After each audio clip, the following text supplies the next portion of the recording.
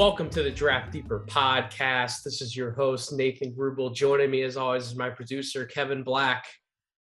Keeping the ball rolling this week with the No Ceilings family. If you aren't following us on No Ceilings, at No Ceilings NBA on Twitter, I don't know what you're doing at this point, or if you aren't subscribed to the Substack, NoCeilingsNBA.com. But if you are very much so aware of the guest who I'm having on tonight, somebody who does incredible work for us over at No Ceilings, somebody who is teaming up with me for a little bit of fun writing that's going to come out a little bit later this week. We'll actually, by the time you hear this podcast, hopefully you will have already read the joint piece that Alex and I are working on about Jabari Smith. But Alex Amarante, a.k.a. Draft Film School on Twitter, is joining me tonight. We're going to talk about some of his guys and keep the series rolling as far as who are the guys that everybody at No Ceilings want to bet on as theirs in the 2022 NBA draft class. We're going to talk about some of those targets, and I think we're going to get a little bit of Knicks conversation as well. So, Alex, how you doing tonight, my friend?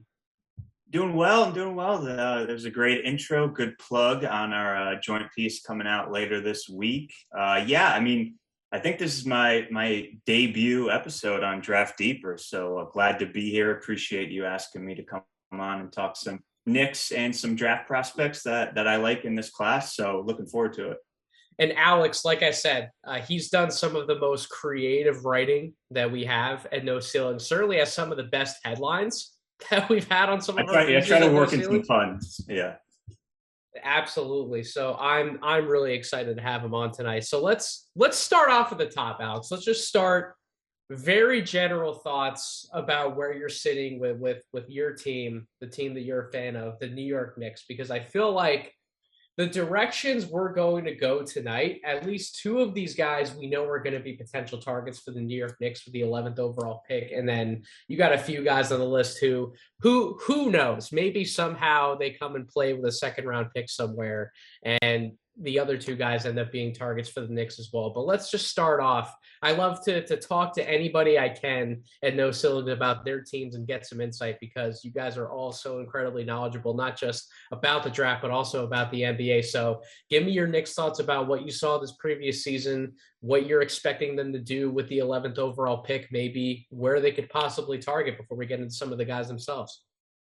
Yeah, so you mentioned a couple of different directions that the Knicks might go in, and a couple of guys we are going to touch upon who, might be on their radar. I think it's funny because they're in a very, questionable spot as a kind of front office, just looking at what direction they want to go in. Do they want to, continue to build around the core that they have of RJ, quickly, the young core, or do they want to, stick with Randall as well and kind of build in like a kind of semi-contender for the playoffs over these next few years? So I think that'll kind of give us some insight into where they're going to go at pick 11. But there's an obvious hole at point guard, but as we all pretty much know in this draft class, there's no real top level point guards, at least in the lottery, outside of, maybe Jaden Ivey, who's, projected to go, anywhere from 4 to 5, maybe 6 if he falls, but definitely won't be there at pick 11 for the Knicks. So barring a trade, I don't see them going that route.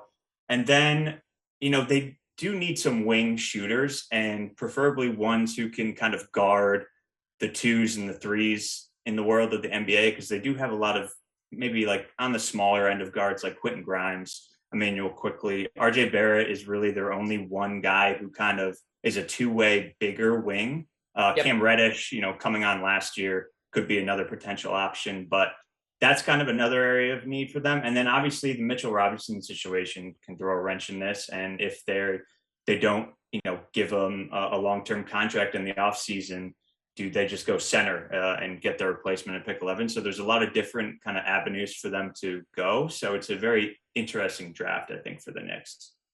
2 follow-up questions about the Knicks, and then we'll get into the first guy who would technically fit one of those categories and check one of the boxes in terms of the positional needs that you just listed off that you think the Knicks should target. My first question would be, you mentioned Emmanuel Quickly, and when I had Tommy D on to talk about the Knicks a little bit, we got into more RJ Barrett conversation than we did the other half of that equation, which I feel strongly should be Emmanuel Quickly. I think he should absolutely have a shot at winning that starting point guard job and possibly, filling that spot for the foreseeable future. Do you envision Emmanuel Quickly as a potential starting point guard for the New York Knicks, or do you still feel like they have to go a different direction, possibly still look elsewhere?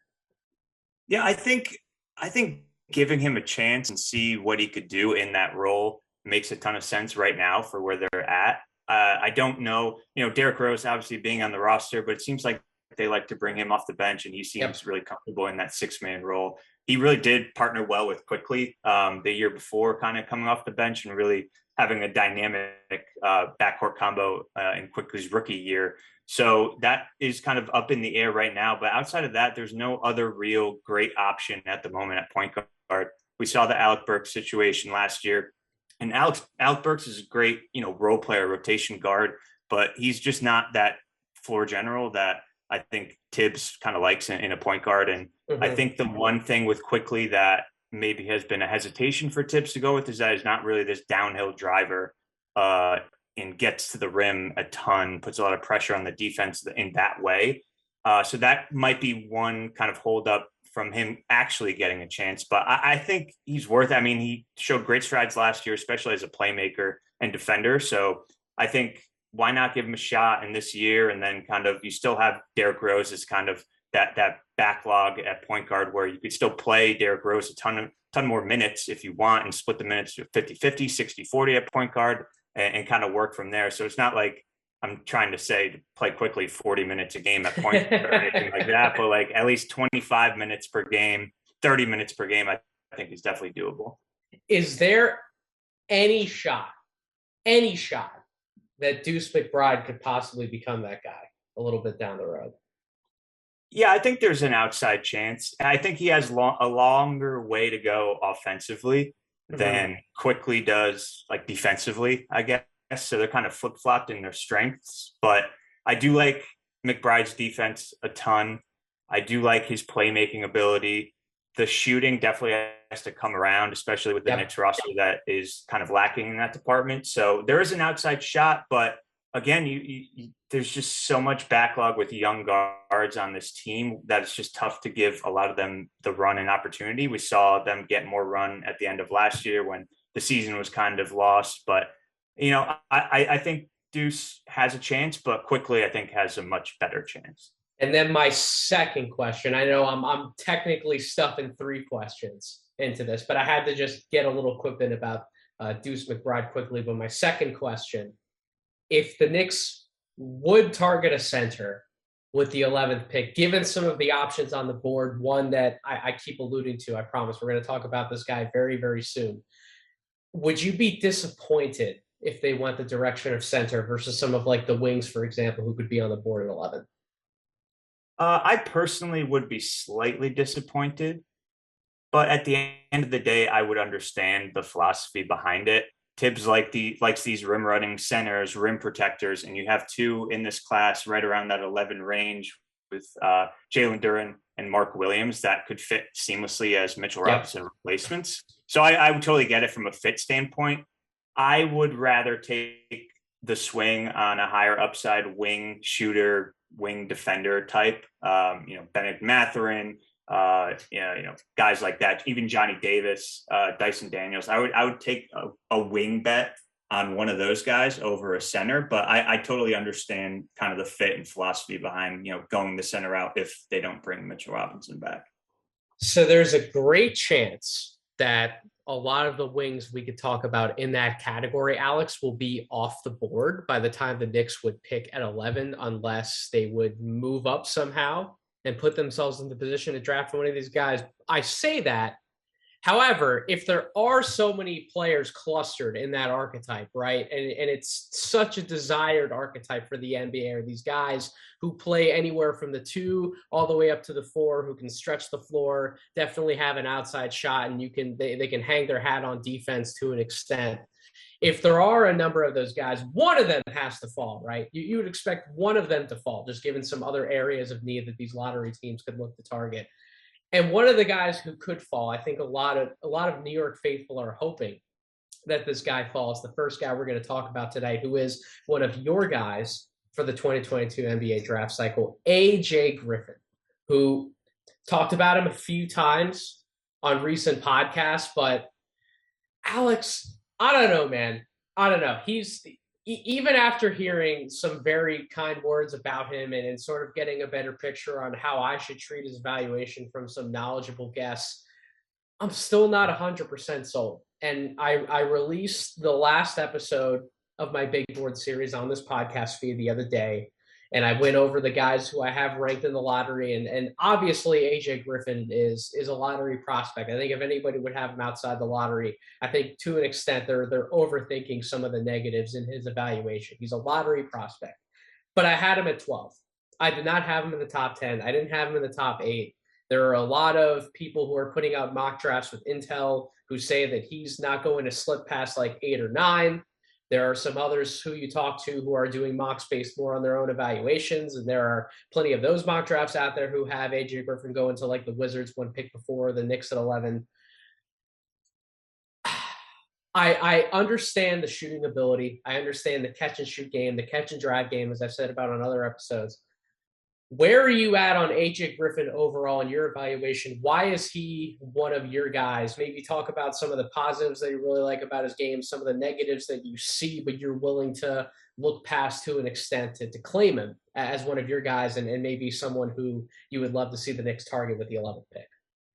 Yeah, and I get the hesitation for people to kind of fully buy in with AJ Griffin, and we'll get into that a little bit. But I think from the jump, you having him at 12, I don't think is anything crazy low or anything like that. I have him at 5, but context-wise, give me that sales pitch, sir. Give me the damn sales pitch, because I would have been like a month and a half ago. I would have been with you. I swear to God, I would have been with you. I talked about with myself. As I do so much in doing these evaluations, I know I'm a draft sicko, I'm a crazy person. But in conversation with myself, I was like, is AJ Griffin one of the top 5 best players in this draft class? Because he'll have flashes on film where he's putting together some of these ridiculous mid-range pull-ups where it seems like he hangs in the air for forever and he's hitting these tough shots, and then you're throwing in the three-point percentage. And there's multiple reasons when you start to picture it together, like, is he one of the top 5 guys in this draft class? But I go back and I watch some of the defensive stuff. I go back and I look at some of the lack of playmaking to an extent, and I'm like, are there just other guys I'd rather take on the board? But you still have him at 5. I want to hear the sales pitch. Yeah, so for me, so I have a clear like top 4, right? In yes, a tier on their own with Paulo, Chet, Jabari, and Ivy. And then, but after that, for me, like 5 to the end of the lottery is pretty flat.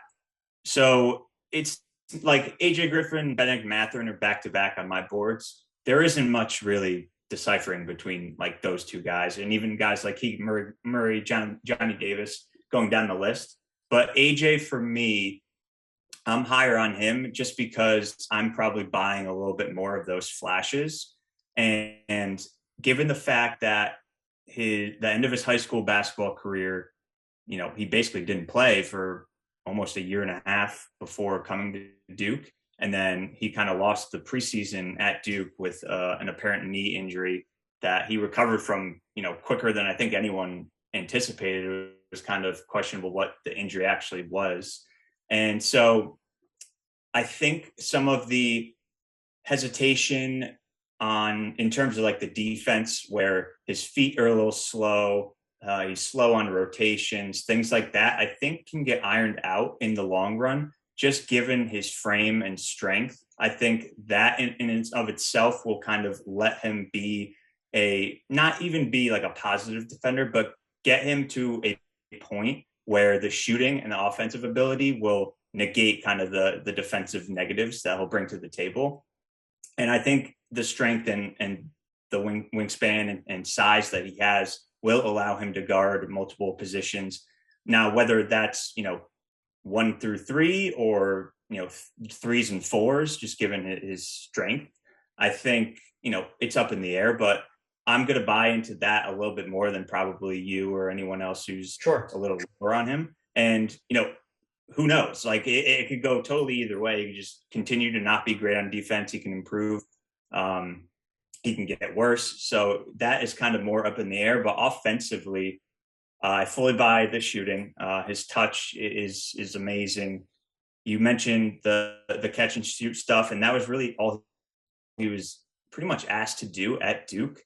Just given that the talent that they had on that roster and a lot of guys who wanted the ball in their hands to create offense, a lot of it ran through Paulo, Trevor Keels, Wendell Moore did a lot of off-ball stuff, but he had some on-ball creation duties as well. So he kind of plugged into that, catch and shoot, spot up role, and he did it wonderfully. I mean, as an 18-year-old freshman, hadn't played basketball in a while, he came in.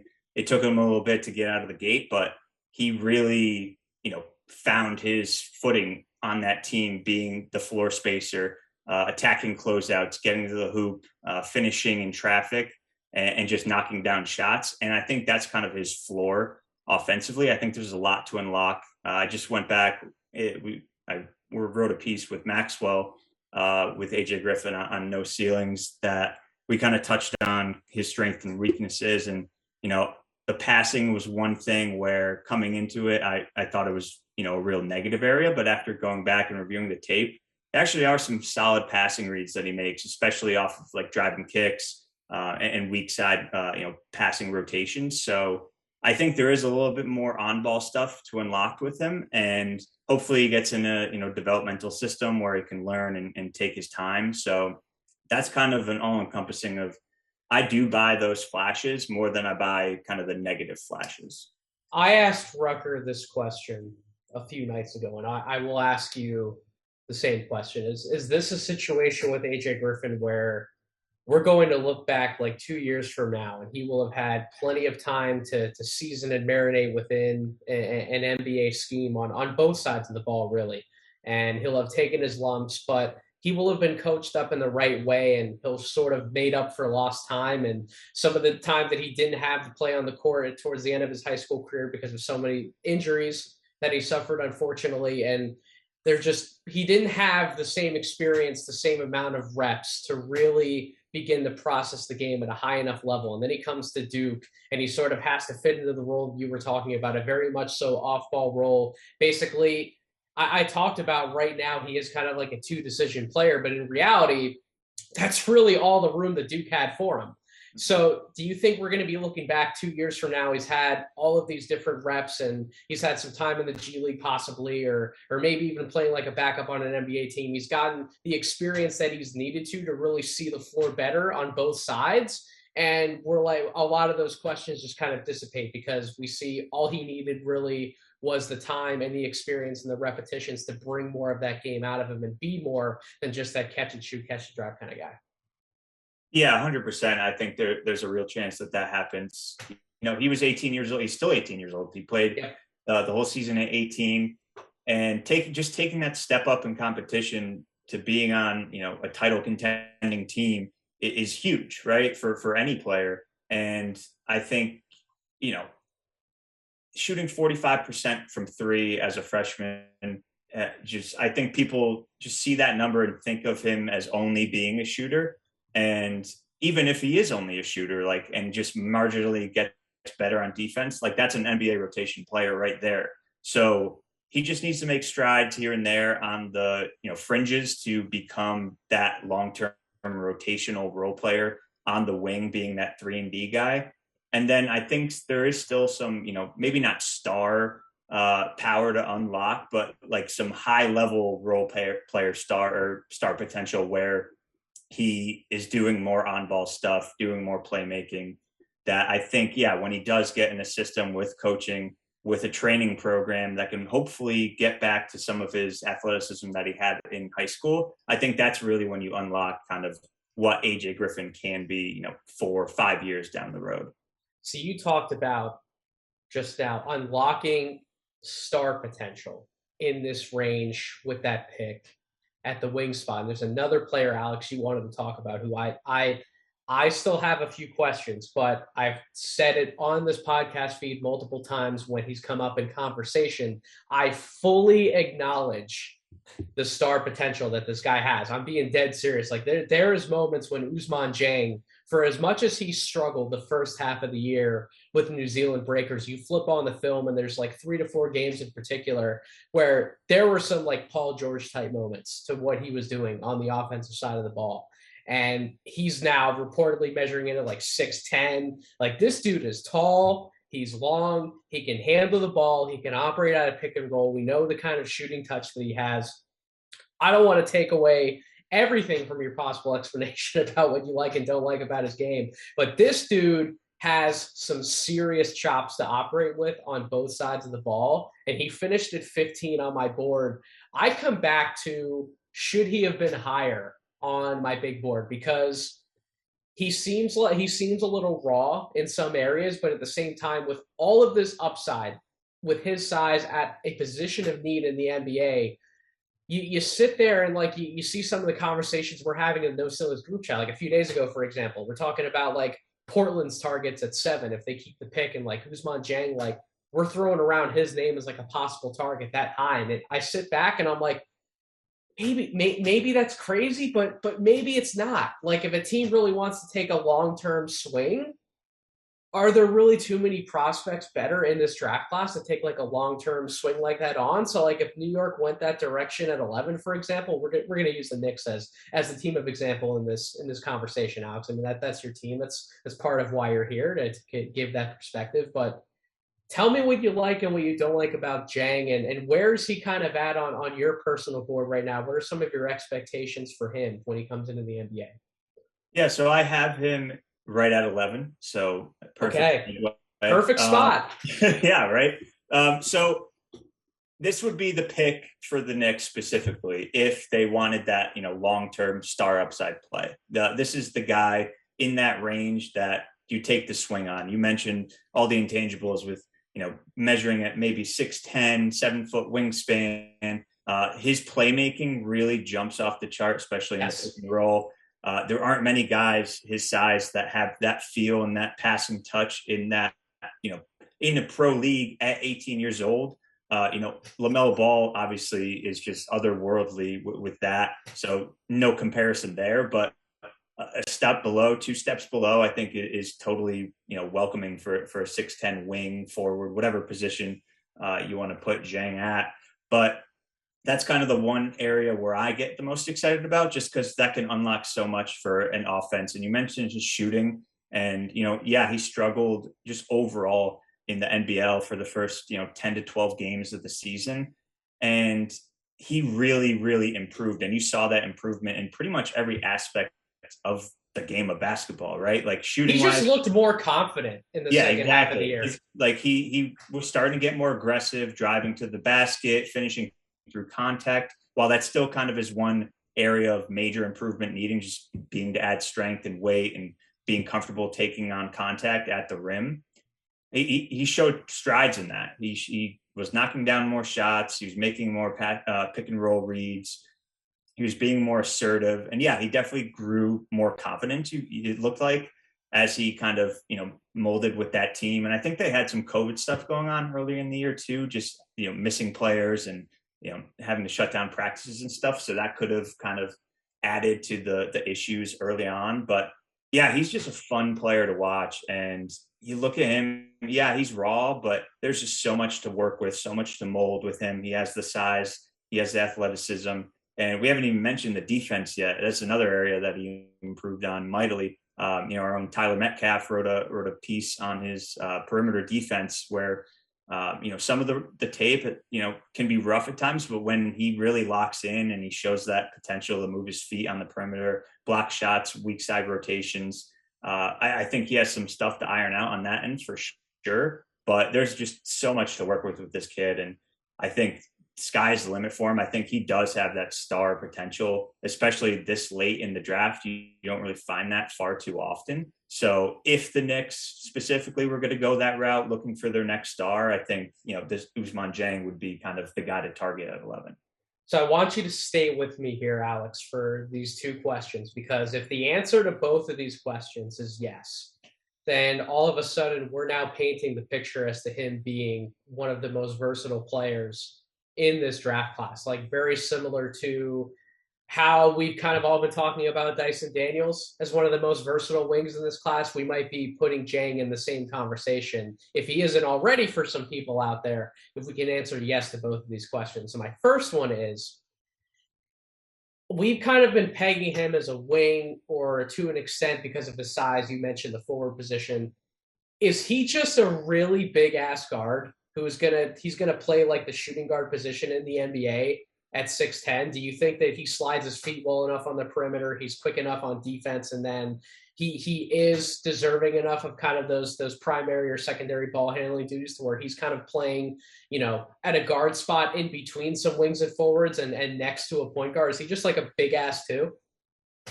Yeah, I don't think that's crazy. I think especially offensively, I think he should definitely get at least secondary playmaker opportunities.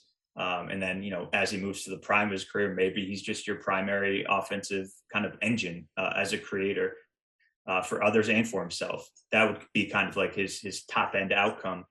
Defensively, I don't know if I want him kind of switching out to the quicker ones and twos in the league. I do think, there are times to time where he's a little slow and he's just too big, right, to move on the perimeter. Sure. Guys just don't move like that naturally at his size. So I think him guarding like maybe twos and threes, depending on how much strength he can add and how tougher he can get on the defensive end, maybe he can guard fours as well.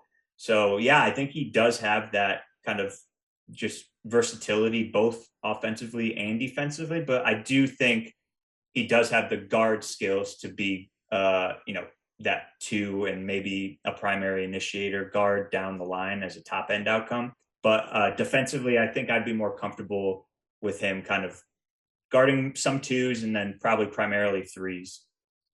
My second question comes back to some of the defense and some of the physical things, because really, Alex, that's where I'm the most concerned about his game right now, is his lack of strength and him not being able to absorb contact in some matchups. And I think to an extent it also has deterred him a little bit from getting even more downhill, which has led to some of the poor shot selection that we saw, especially in the first half of the year. Like some of those perimeter shots that he was taking, like some of those pull-up threes, some of those pull-up mid-range jumpers.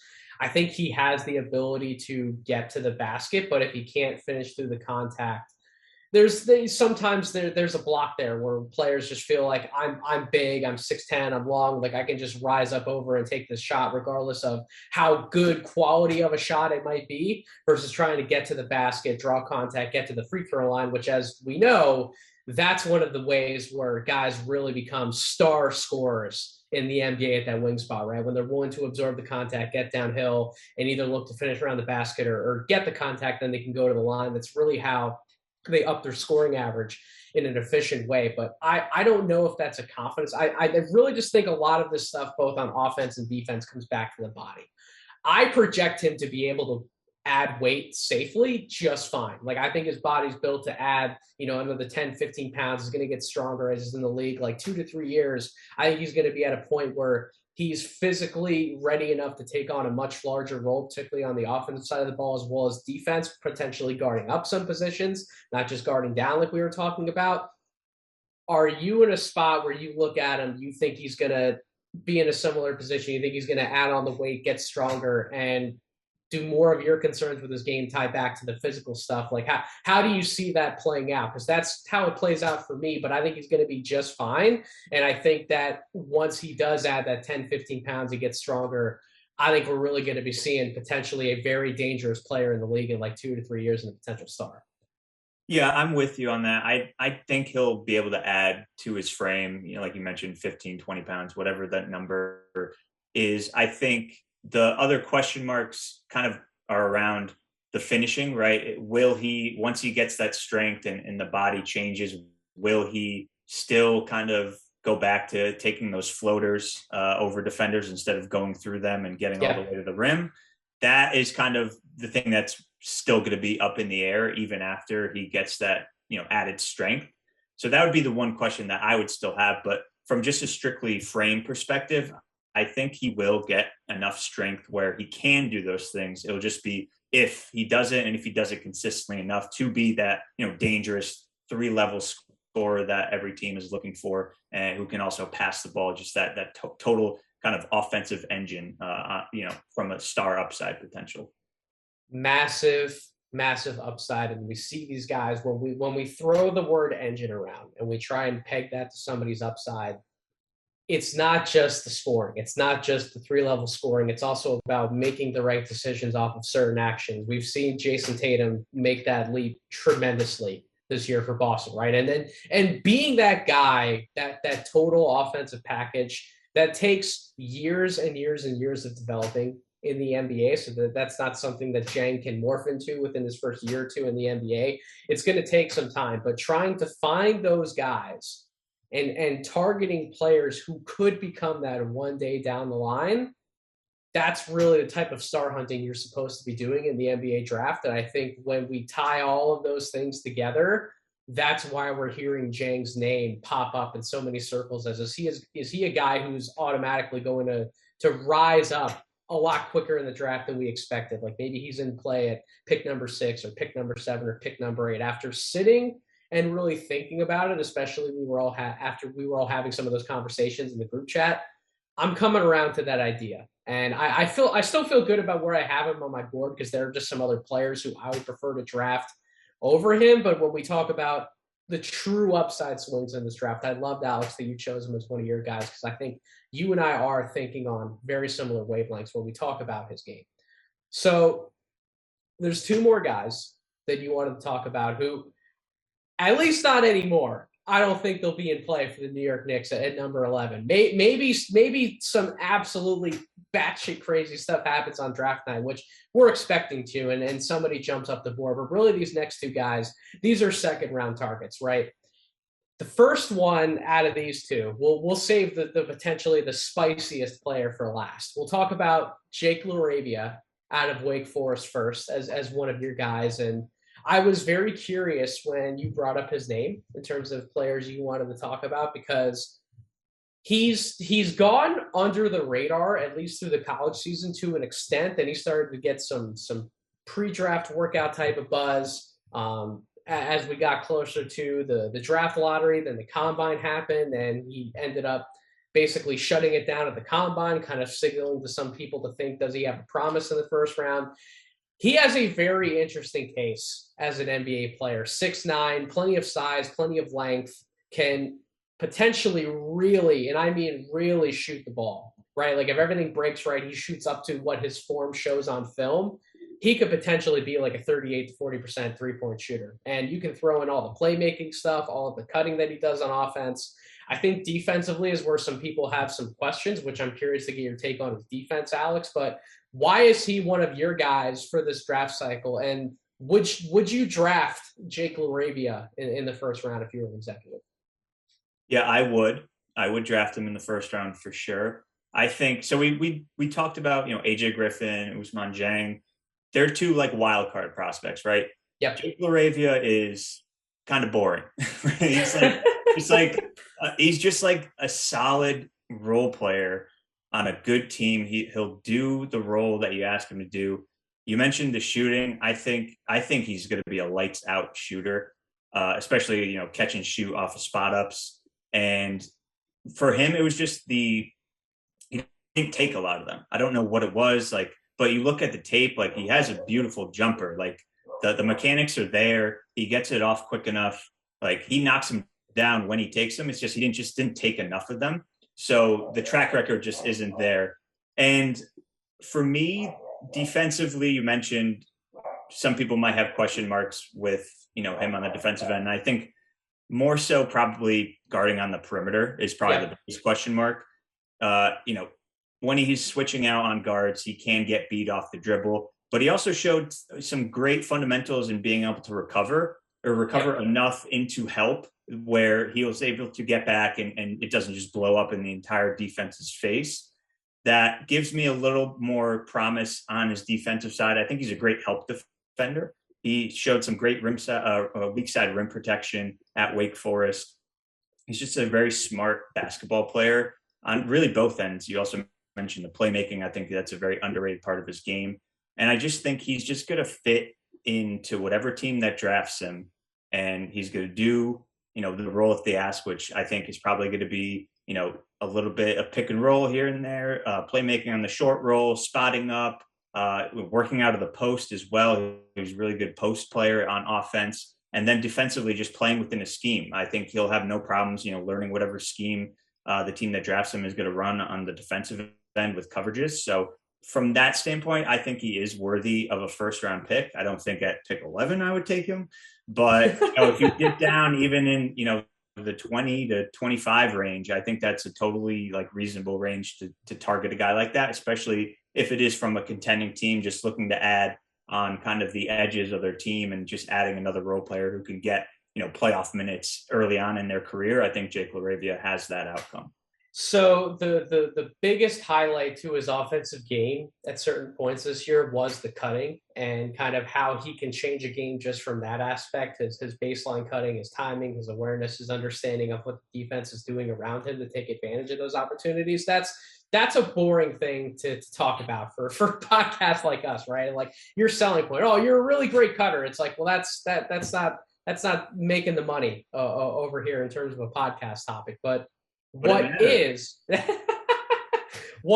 does though is some of the playmaking that you touched on, Alex, and go back to that for a second, because when we say playmaking, maybe not in the most traditional sense of what people generally think about when the word playmaking is used, like pick and roll, like very on ball, live dribble passing, but Jake can be a very interesting connector type of player in the NBA, and touch on that aspect of it for a second. Like, touch on for the audience how important it's become nowadays in the NBA to have these connector type players anywhere between 6'7" to 6'9" on an NBA floor. Yeah, absolutely. I mean, I don't envision him running a ton of pick and rolls and being like your primary playmaker, right? I don't think anyone does. But it's just all about ball movement, right? You see the Warriors, you watch them in the NBA Finals now, you just move the ball, don't be a ball stopper. That's what Jake LaRavia is going to bring you in terms of passing. And he could do it off of, multiple reads. You could do them when he's working out of the post, kick it to the weak side corner, open three. We've seen that plenty of times when he was at Wake Forest. We see him, off of spot ups, attacking closeouts, and doing dump offs to big men down low. You mentioned cutting. You can cut for his own basket, or you can cut just to get open and then, shift the defenses and then pick out the open extra pass. So it's just all about playing within an offensive scheme. And like you mentioned, being that connective piece where when the ball comes to you, you're always thinking one step ahead and where the next pass is going to be. I think he has that ability, and he's shown it when he was at Wake Forest. I think he'll be able to do that when he's running in an offensive system that's predicated on ball movement. So I think those are kind of the things that I'd be looking for him to bring kind of on that playmaking front. And at the end of the game, really, that's what winning is all about, just being that connected piece. If you're not going to be a star, just play within your role. And I really envision him just doing that seamlessly at the next level and fitting alongside winning basketball. The threshold nowadays in the NBA, and I tweeted about this the other day, but it's really, it's hitting home to me now more than ever, where the game has changed. Like, when we're doing our job as scouts, right? There are certain arguments that I could once make for certain types of players that I just can't make anymore, because where the NBA sits at the intersection of size and skill and IQ and shooting ability, like the threshold is just so high to actually operate and be able to stay on the floor in the highest levels in the NBA nowadays in the playoffs. And that's the selling point for Jake LaRavia, for taking him higher than you and I might have guessed like 3 or 4 months ago. It's that where the game has now shifted, and I think we all have to live with where it is and acknowledge where it is, that you just have to be able to do a little bit of everything on the basketball floor. And maybe Jake LaRavia isn't doing everything at an excellent level, but the fact that he is 6'9", and he can handle the ball a little bit, he can make all the right reads out of multiple actions, as you highlighted, the shooting ability, the ability on defense to maybe that you're not the quickest guy, but you at least understand how to play against other players, you understand the level of space that you should probably give yourself to where you're not playing too far up on a guy to where if you don't have the quickest of feet, they're easily going to get by you. Having the awareness to be able to play help defense, help protect the rim from the weak side. Like these are all things that Jake LaRavia did at Wake Forest. And oh, by the way, when he had to play up against competition, guys who are bigger than him, like a Paolo Banchero or a Mark Williams, for example, at Duke, he guarded those guys and he actually did a pretty decent job in doing so. A lot better of a job than I think some people would want to say that he probably could have, not seeing him, months before that, right? Not being fully aware of his game. You're probably looking at Jake LaRavia like he's not going to be able to guard Paolo Banchero like that, except he did. And Paolo Banchero is one of the most talented players we have in this entire draft. So I think just that selling point of Jake LaRavia can do enough things at a good to potentially very good level on the basketball floor at that size.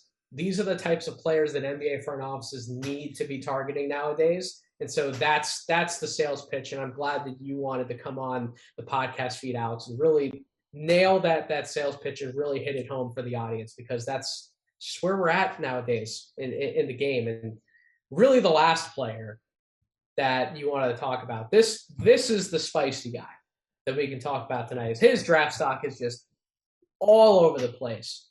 There are some people who came away from the combine saying that he didn't do himself any favors because he didn't want to play in the games. The athletic testing was poor. We know the type of season that he had at Milwaukee. He really did not have many standout moments. But Patrick Baldwin, I still have a first-round grade on him. I believe I finished with him on the board at 24. I think I finished with him on my board at 24. I don't have it up immediately right in front of me, but like a late first-round player at this point. And he was a top 10 guy for a lot of people preseason. Then he kind of dipped down into the late lottery. Then he started sliding around like that 18 to 20 range. And now, Alex, we're at the point where some people are putting him in play for, like you mentioned, pick 42 in the 2022 draft. Like he might potentially be on the board now for pick 42. That seems to be where his stock is. And it got to the point where a lot of people were like, why doesn't he go back to school? Why doesn't he just transfer into a different situation and go back and show people maybe he is more of the player that we saw, with the USA team. Maybe he is more of the player that we saw before he got to college in his high school days, where he was a primary to an extent, handling the ball out of pick and rolls, and he was making plays for others, and he was the lights out shooter that he showed on film at times. At least that's what the shooting stroke looked like. One of the interesting points is he looks so good shooting the basketball on film when you're just evaluating like what his mechanics look like. But some people have brought up, and I'm not an expert on all of the pre-college numbers, but there have been enough that I've seen posted on social media to where like he's never really been like the efficient shooter by the numbers at any level that I think we would like him to be. So it's really, how much stock are you putting in the eye test versus what the numbers are telling you and what some of the production actually turned out being. So I'm curious where you're still at on Patrick Baldwin, Alex. Why is he someone that you wanted to still talk about and highlight tonight? Where do you sit on him as we head about a week left before the draft? Yeah, so I have him at 24 as well. So this perfect spot. There we go. This might be a more boring conversation than what the audience was thinking going into it. But yeah, I mean, if he's there at 42, I'm sprinting the podium and taking him for the Knicks. But for me, keeping him at 24 is just a real giving him the benefit of the doubt for this, rough freshman year that he had at Milwaukee. If you go back and watch the tape, he had no space to deal with. He had no really high level guard play to help get him in the ball with advantageous situations. And that's just not playing to his strengths. I didn't really ever see him as kind of this on ball, we've been talking about offensive engine. I've never seen him as that guy. I've just been seeing him as this complementary, maybe second option, 6'10", 7'2" wingspan, sharpshooter who can help attack closeouts here and there. He has some, impressive passing reads as well. He did get some pick and roll run for him at Milwaukee, where it did show some impressive kind of reads, and got out in transition, pushed the ball. So it wasn't all negative, but it was mostly negative, I would say, his freshman year. And then you mentioned the combine stuff. Obviously, the athletic testing really kind of jumped off the page for negative reasons, where couldn't really jump very high, wasn't very quick. And obviously the measurements came in good, which is a positive. But I still think there's something in there where he's big enough, and I buy the shooting enough, even though the numbers, you mentioned, don't really show it. I think his mechanics are fine. He gets it off quick enough. He has shown the ability to knock down catch and shoots. He's shown the ability, even off the dribble. I think he was something like 70th percentile on synergy in the half court off the dribble. And a lot of that is coming from three in the mid range. So those numbers, could get better with better shot selection when he's not double teamed almost every possession. So I'm just, at this late in the first round, I'm buying the pre-Milwaukee tape enough where he still has a high level role player outcome, I think, just given his size and ability on the offensive end. And we haven't really touched upon defense yet. But again, size translates. I think he's another guy who needs to gain strength and really gain aggressiveness on the defensive end in order to really translate and reach his kind of high-end outcome. I do think as a weak side rim protector, he has shown some flashes, even at Milwaukee. He was good defending around the basket at times at Milwaukee. I don't just say that to say it. I mean, there were some moments on film where he was good defending around the basket, and it makes me question, you were going to talk about the defense. What do you think his position is defensively in the NBA? Is there a small chance where he could actually become this really, really interesting stretch big, like this stretch center, and that might be a role for him in the NBA that I've never really heard that talked about, at least in public circles. But is there any chance that might be a role for him? Because that's an important role nowadays. If you can play it to an extent in the NBA, even if you're only playing that for 8 to 10 minutes a night, that's something NBA teams are always looking to bring out of the tool chest every now and then. Yeah, I don't know if I would go that far, but I'm not going to just totally take it out of the realm of possibility. I think he has the instincts to be a really good rim protector, and more so he's shown it, weak side rotating over, but he also has, in the post has blocked some shots as well. But I think he would need to add a lot more strength and just get aggressive. And because I think if you're going to play him as your sole kind of rim protector, big man out there in small ball lineups, and the other team still has a bruiser in the game, he's just going to get destroyed in the post, I think, in the NBA, and get dunked over a lot. We mentioned the athletic testing. He's not a great vertical athlete. So I think he would struggle there. But I think he does have the instincts on defense. It was more so an effort thing, at least at Milwaukee, where his team was just getting blown out almost every game that he was playing. And especially, I think the game against Florida kind of highlighted that, where at the beginning of the game, he was really aggressive, really active, and then things started to take a turn for the worst. And he kind of just gave up defensively and, wasn't trying on rotations, was getting blown by. So I think just staying locked in, at the end of the day, he's not going to be able to get away with that at the NBA level. So he'll have to change from a mindset standpoint on that aspect. But I do think the instincts are there. The size is there. Can he play center for, like you mentioned, 8 to 10 minutes a game? At some point, yeah, I could totally see that. You mentioned we're talking about, Jabari Smith in our piece that's going out this week. And they're similar, prototypes of the same player, right? They're 6'10", shoot first forwards who have some intriguing, rim protection and, sliding their feet ability on the perimeter on defense. It's just the Jabari Smith is just better at every of those aspects. That's why he's the better prospect. Was Jabari Smith basically what we hoped Patrick Baldwin would have been this year? Is that basically like one of the better compliments we can give Jabari Smith? Because compared to where they were preseason, that's really how it seems like this whole damn thing has played out. Yeah, no, I think it is. And you never know. I mean, context wise, if they just swap teams and positions in the NCAA this year, who knows what the outcomes would be, right?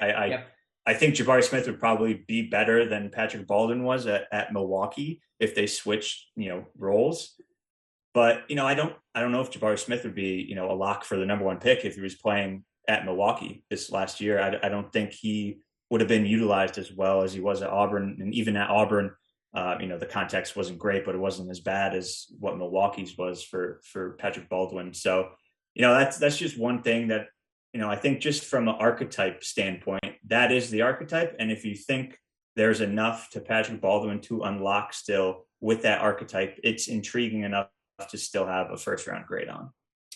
So I was going to ask you a question about, given that this is probably the last time you'll be on the Draft Deeper feed before the 2022 draft happens, I was going to ask you if there was anybody else that you wanted to shout out, which absolutely still take the opportunity to do that. But that you mentioned the Milwaukee and Auburn flip-flop between those two guys, and it does bring an interesting question up.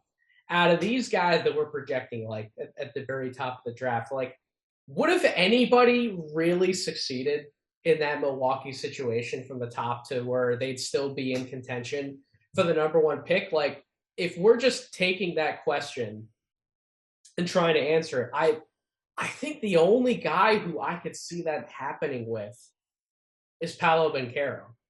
And it's interesting because I know that you're a Paolo at number one guy, and that's something that we do touch on in our joint piece a little bit about Jabari Smith. But is that the answer for that question? And if we can answer that question with Paolo's name, isn't that even more of a reason why he should be in further consideration for the Orlando Magic at number one? Yeah, that's interesting. I'm not sure like what Paolo would look like if because a big part of Paolo's offensive attractiveness is the playmaking, and there just weren't that many other obviously no NBA talent on that roster at Milwaukee, so it could have been tougher for him to really showcase that ability. But I think outside of Paolo, I think at the top, I think maybe Chet might be able to still go number one if he went to Milwaukee. I mean, he would still swallow up everything on defense around the rim. He would still finish fine and over people. So I think him playing at Milwaukee, he would probably even look better than he did at Gonzaga.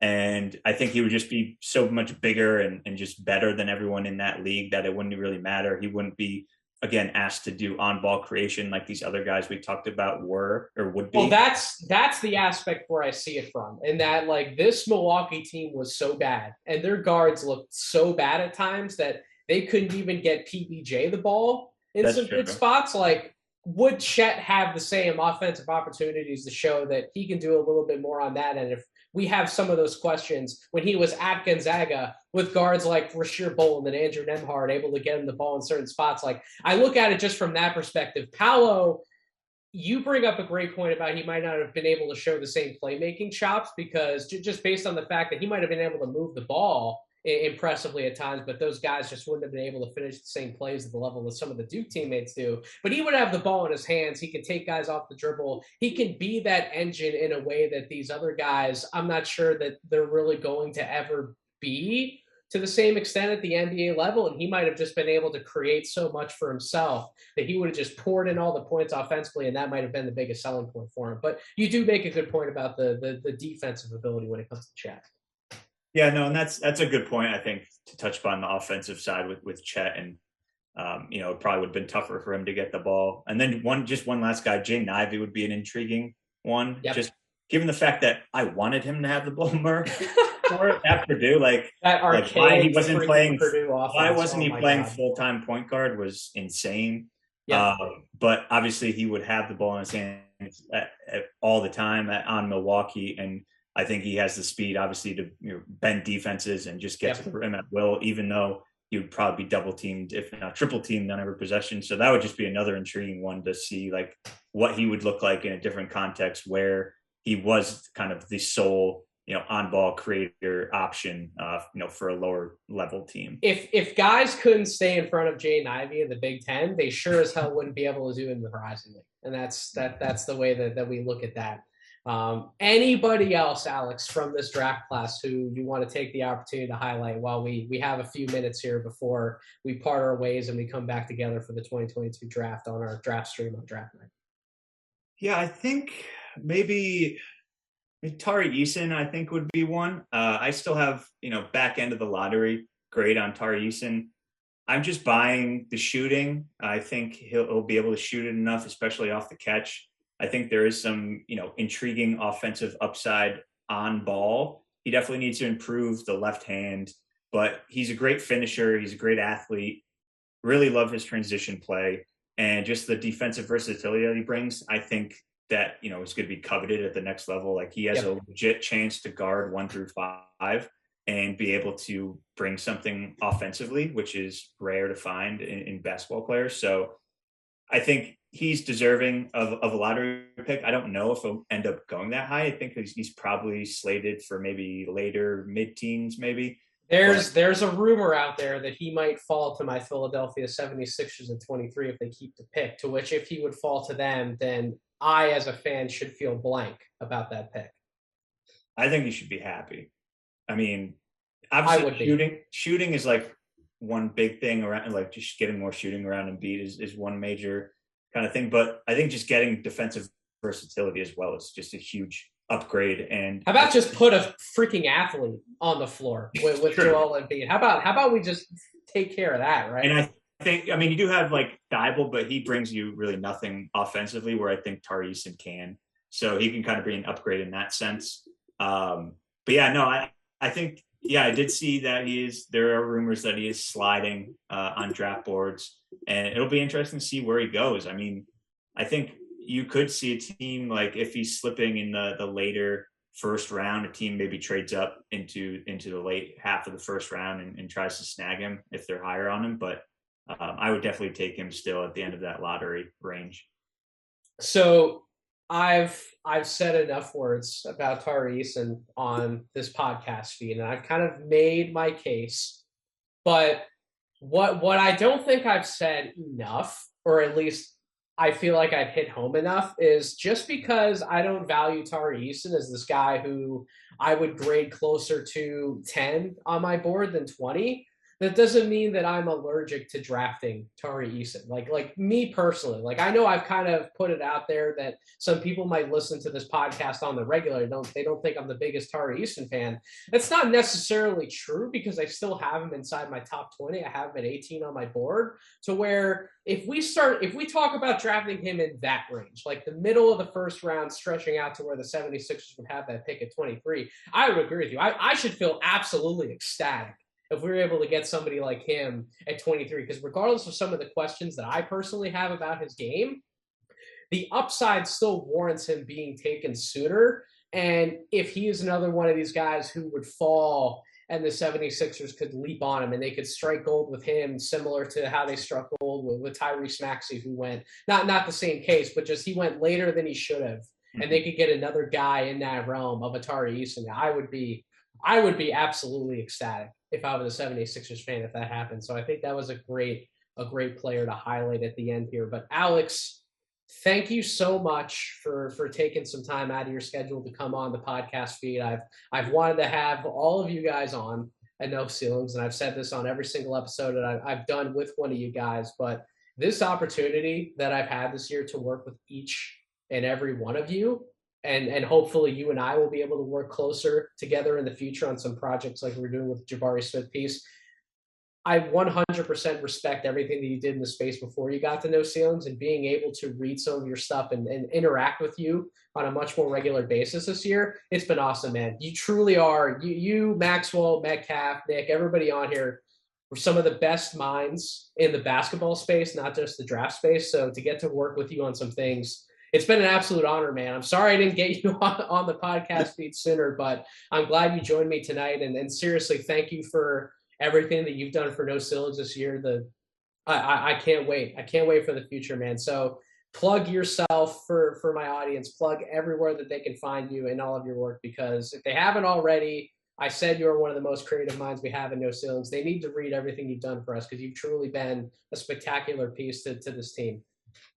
Yeah, no, I appreciate that, and I echo all that, and on to you as well. It's been great kind of joining the No Ceilings collective this year. It's been a great year. We've gotten a lot of support from Twitter, from YouTube, from really much everywhere. Everyone that bought the draft guide and bought our merch. I mean, we thank you from the bottom of our hearts. It means the world to us. And It's only just the beginning.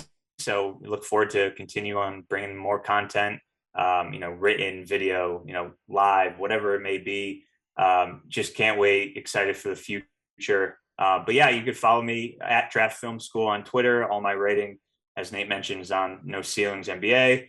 I've written about Jake LaRavia, Tari Eason, writing about Jabari Smith, just wrote about AJ Griffin. So a lot of the guys we did talk about today, I have written past articles on, so you can go back and take a read at those before the draft comes. And almost less than a week now, almost. It's wild. It's wild. We need a break though, right? Yeah. Thank God. Yeah, we need at least a week, and then we'll like put out like a 2023 early board or something like the week after the draft and get crazy with it and just start pumping out stuff again. Definitely. And thank you, especially. Thank you, everyone out there who took the time to listen to this episode of the podcast. If you aren't subscribed to the Draft Deeper podcast, please do so. Wherever you get your podcasts, Apple Podcasts, Spotify, YouTube, make sure that you're following me on Twitter at Draft Deeper. And as I said at the top, at No Ceilings NBA on Twitter. NoCeilingsNBA.com is where you can subscribe to our Substack newsletter. Free 99 content every day, Monday through Friday on the NBA draft. We have plenty more coming on our YouTube channel as well, No Ceilings TV. Make sure you stay tuned on all of those fronts for updates on how we're going to be doing a 2022 NBA draft live stream. I'm so excited about what we're going to come together and do for that show. We have some very special things planned.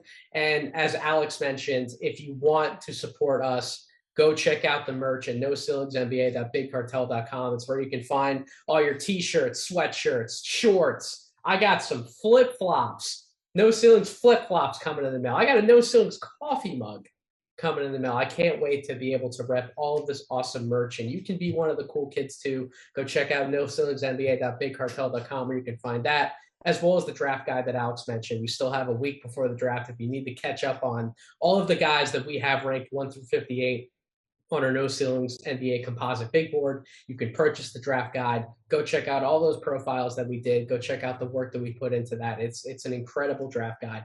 But until we meet again on this podcast feed, thank you all for listening, and I hope you all have a wonderful rest of your week.